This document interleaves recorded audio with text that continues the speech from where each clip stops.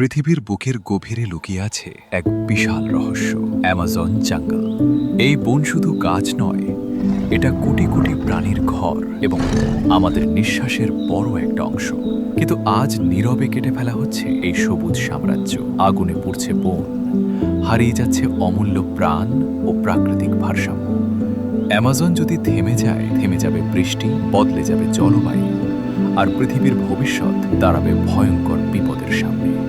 এটা শুধু জঙ্গলের শেষ নয়, এটা আমাদের অস্তিত্বের জন্য এক কঠিন সতর্কবার্তা। অ্যামাজন বাঁচাও, কারণ প্রকৃতি বাঁচলেই মানুষ বাঁচবে।